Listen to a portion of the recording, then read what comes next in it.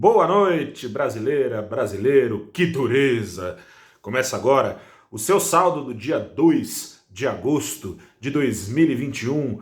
Mais um dia em que, enquanto as bolsas de Nova York renovavam recordes, o Ibovespa descia a proverbial ladeira, fechou hoje em baixa de mais de 2%, uma queda de 2,28%, descendo de volta a faixa dos 116 mil pontos, né? E aquele negócio de 200k no Ibovespa nunca parece que vai se confirmar, né? Pelo menos a impressão é essa. Vamos ver, né? O que acontece com o Brasilzão aí. Enquanto isso, pelo menos o dólar, com uma baita ajuda do exterior, afinal de contas, recordes em Nova York, né? Isso é sintoma de apetite ao risco em alta no mundo, não no Brasil. Mas o dólar ficou ali de lado.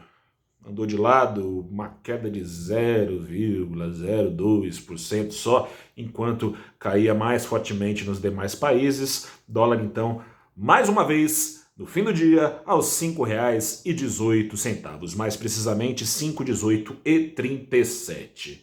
Que dureza, porque é aquela história, né, gente?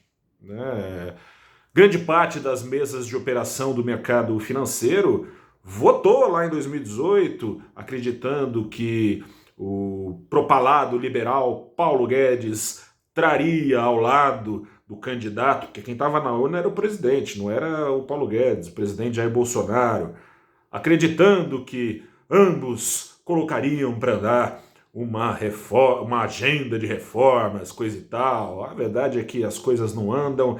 E quando anda, parece que era melhor não ter andado, né? Já foi um pouco assim com aquele projeto que abriu a porteira para vender a Eletrobras, cheio de cacareco lá dentro, que deve encarecer a conta de luz, que traz ainda mais poluição para o meio ambiente, coisa e tal.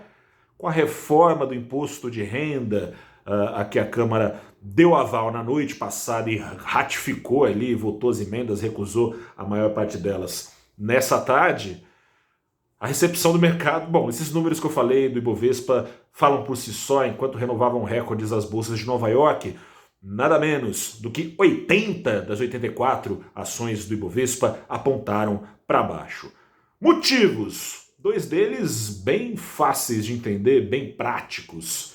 Se o Senado deixar, né? Não sei se vai deixar, parece que está em rixa aí com o governo, vamos ver.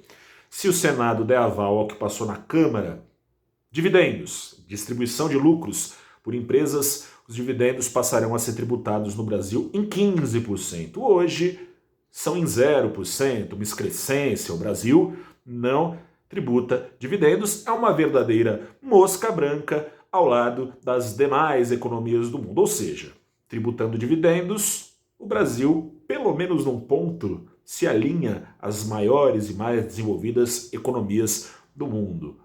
Por que caiu a ação? Pelo seguinte, quando compraram ações lá atrás, imaginavam que estavam comprando a possibilidade de um dividendo maior, sem tributação os investidores. Logo, o valor implícito em cada ação diminui se não tiver isenção do pagamento de dividendos, repetindo que é a distribuição de lucros aos acionistas das empresas. Segundo ponto, juros sobre capital próprio, o propalado JPC.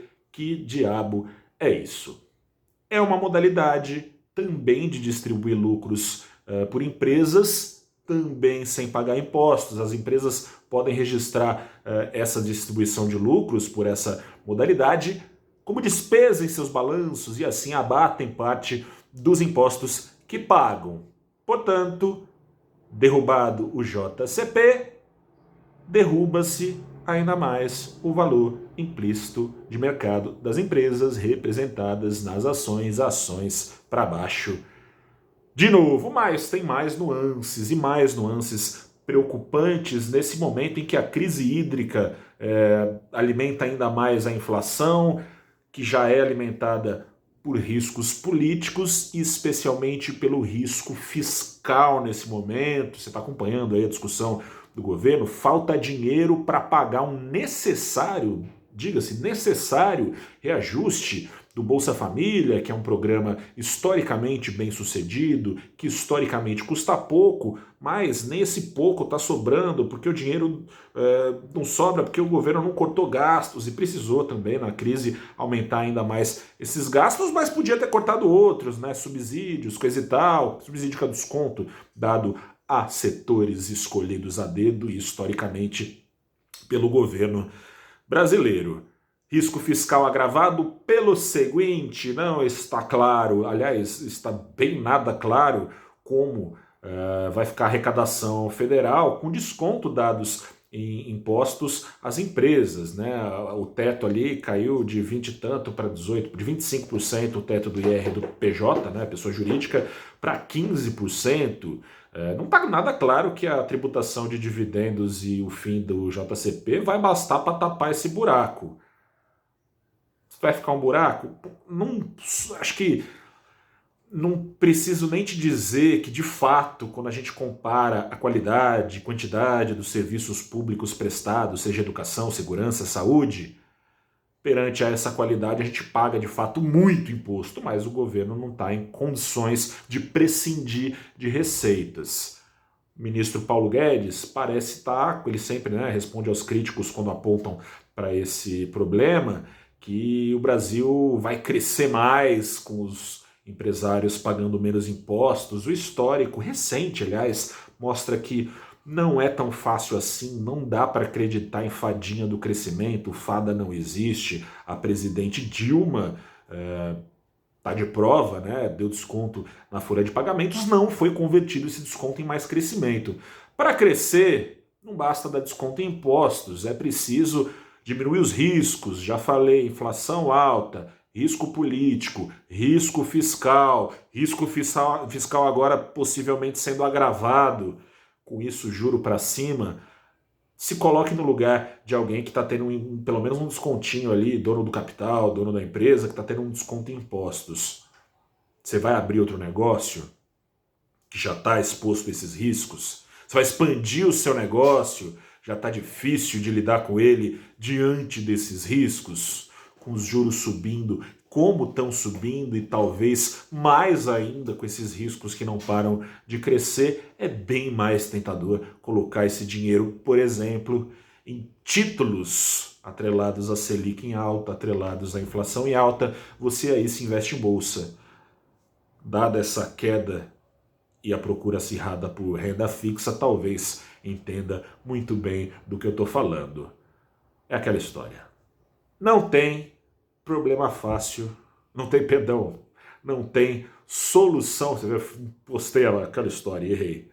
Não tem solução fácil para problema difícil. A canetada lá em Brasília pode fazer parecer que é assim. Você, brasileira, brasileiro, escolados, sabem que não é. Sabemos todos. Eu sou o repórter Gustavo Ferreira, fico por aqui. Grande abraço a você. Força na peruca aí do outro lado. A peruca mexendo aqui. Força na peruca do outro lado. Vamos que vamos. E ainda tem aí protestos marcados para o dia 7 de setembro para acirrar a preocupação do mercado. Salve-se quem puder. Grande abraço. Até a próxima. Que amanhã eu traga melhores notícias. Tchau, tchau.